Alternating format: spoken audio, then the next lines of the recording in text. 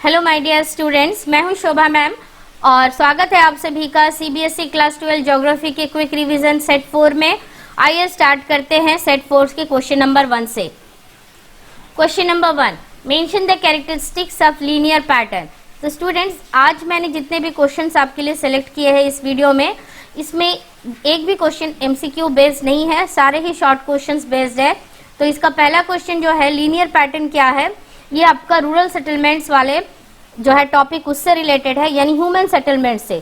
तो linear pattern क्या है, तो in such settlements houses are located along a road, railway line, river, canal, edge of a valley और along a levee. तो linear pattern एक ऐसा सेटलमेंट पैटर्न है जिसमें घर कैसे बने होते हैं, जिसमें घर जो है चाहे किसी रोड या तो फिर किसी रेलवे लाइन के जो है बोथ साइड्स में डेवलप होते हैं, हाउसेस डेवलप होते हैं, तब उस तरह के पैटर्न को हम कहते हैं लीनियर पैटर्न। ओके, अब इसके अलावा कुछ और भी पैटर्न्स इसी तरह के टॉपिक से रिलेटेड है, that is on the basis of forms और शेप्स ऑफ द सेटलमेंट। अगर हम रूरल सेटलमेंट्स के पैटर्न को डिवाइड करें, तो अगर हम इसे डिवाइड करते हैं on the basis of forms और शेप्स, तो दीज में be a number of geometrical forms. ये किस तरह से नजर आता है, बहुत तरह के ज्योमेट्रिकल फॉर्म्स में नजर आता है एंड शेप्स में नजर आता है, जैसे कि लीनियर हो गया, रेक्टेंगुलर हो गया, इसके अलावा आपका सर्कुलर हो गया, स्टार लाइक हो गया, टी शेप विलेज और double village, cross shape village etcetera. तो ये अलग अलग जो है ज्योमेट्रिकल शेप के ऊपर जो है आपका रूरल सेटलमेंट डेवलप करता है। जैसे कि क्रॉस शेप रूरल सेटलमेंट अगर हम बात करें, तो दो पर्टिकुलर जो है मान लीजिए रोड इस तरह से एक दूसरे को क्रॉस कर रही है, तो इसके चारों तरफ जो रूरल सेटलमेंट डेवलप करता है उसे हम कहते हैं क्रॉस शेप रूरल सेटलमेंट। अब स्टार लाइक हो तो ठीक इसी में आप इस तरह से ऐड कर दीजिए, तो स्टार के शेप में ये इस तरह से बढ़ जाएगा। तो ये आपका समझ लीजिए स्टार शेप रूरल सेटलमेंट हो गया, जो स्टार के जैसे आपको नजर आता है। तो ये सारे ही जो रूरल सेटलमेंट्स के पैटर्न है, जो किसी या तो आपको रेलवे लाइन के चारों तरफ आपको दिखेंगे, या फिर किसी कैनल के साइड पे, या किसी पॉन्ड के साइड पे, तो इस तरह से ये सेटलमेंट इन सारे साइड्स पे डेवलप करते हैं। अब question number 2, mention any 2 problems of rural settlements in developing countries. Yes student, ये आपका बहुत ही इंपॉर्टेंट एस्पेक्टेड बोर्ड एग्जाम्स के पॉइंट ऑफ व्यू से इंपॉर्टेंट है, क्योंकि ये इस क्वेश्चंस को कई बार पूछा गया है। तो रूरल सेटलमेंट्स का डेवलपिंग कंट्रीज के साथ में बोला गया कि डेवलपिंग कंट्रीज में रूरल सेटलमेंट्स में क्या क्या प्रॉब्लम्स है, रूरल एरियाज में एक्चुअली क्या क्या प्रॉब्लम्स है। So rural settlements in the developing countries are large in number and poorly equipped with infrastructure. तो रूरल सेटलमेंट जो है खासकर डेवलपिंग कंट्रीज में बहुत ज़्यादा है, लेकिन सबसे बड़ी प्रॉब्लम्स है कि नंबर ज़्यादा है लेकिन ये पुअरली इक्विप्ड है।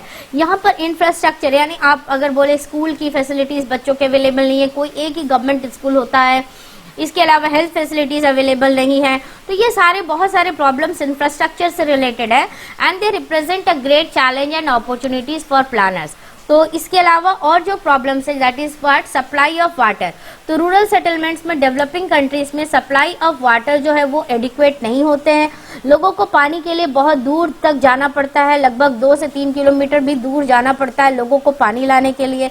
उसके अलावा general absence of toilet facilities लोगों को अवेलेबल नहीं है, गार्बेज डिस्पोजल फैसिलिटीज़ लोगों के लिए अवेलेबल नहीं है, और ये सब कुछ जो है सबसे ज़्यादा जो प्रॉब्लम क्रिएट करता है, हेल्थ रिलेटेड प्रॉब्लम्स लोगों के लिए क्रिएट करती है। इसके अलावा रूरल सेटलमेंट्स में जो है रोड जो होते हैं वो खासकर अनमेटल्ड होते हैं, मेटल रोड नहीं होते, मॉडर्न कम्युनिकेशन नेटवर्क नहीं होता है, और कच्चा रास्ता होने की वजह से क्या होता है कि रेनी सीजन्स में ये पर्टिकुलर इलाके जो है जो मेन एरिया से कट हो जाते हैं, और जिसकी वजह से यहाँ के लोगों को बहुत सारे प्रॉब्लम्स फेस करनी पड़ती है, और इमरजेंसी सर्विसेज भी यहाँ लोगों तक नहीं पहुँचाई जा सकती है during flood and during heavy rain.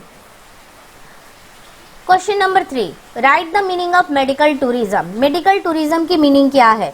तो टूरिज्म एक्टिविटी जो है आज के टाइम पे बहुत ही इम्पॉर्टेंट है, तो और मेडिकल टूरिज्म उन्हीं में से एक जो है आपका आता है। तो अब ये मेडिकल टूरिज्म जो है न्यू कॉन्सेप्ट है, ये रिलेटेड है आपका किससे? मेडिकल टूरिज्म आपका रिलेटेड है मेडिकल जो है ट्रीटमेंट से रिलेटेड है।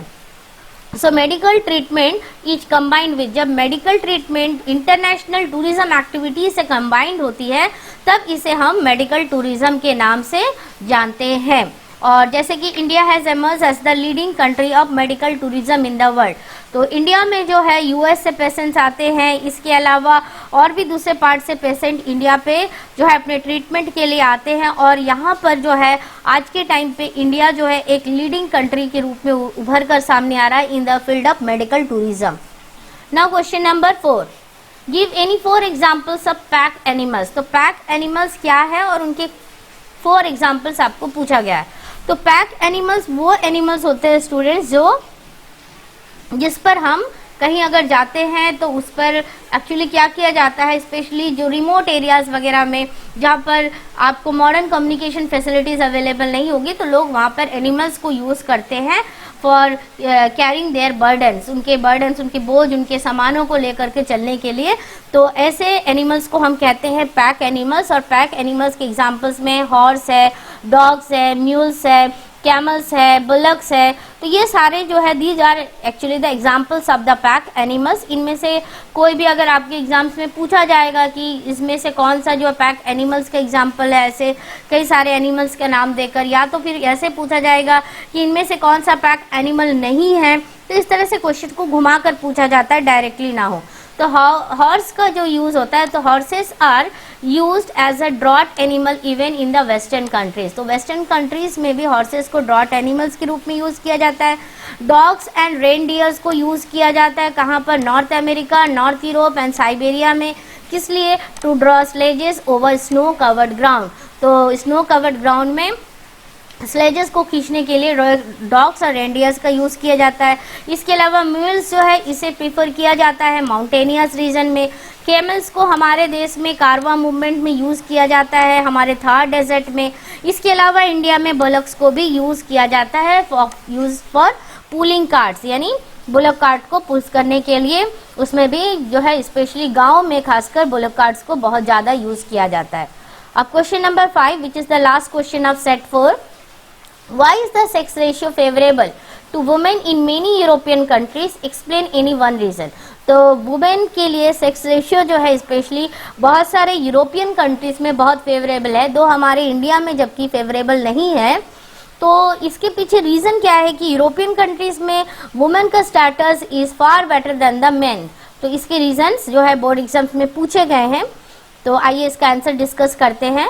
सो a deficit of males in the population of many European countries. तो डेफिसिट का मीनिंग क्या है यहाँ पर, डेफिसिट का मतलब है यहाँ पर कमी होना, यानी कि क्या कमी होना, कमी या फिर लेस इन नंबर्स।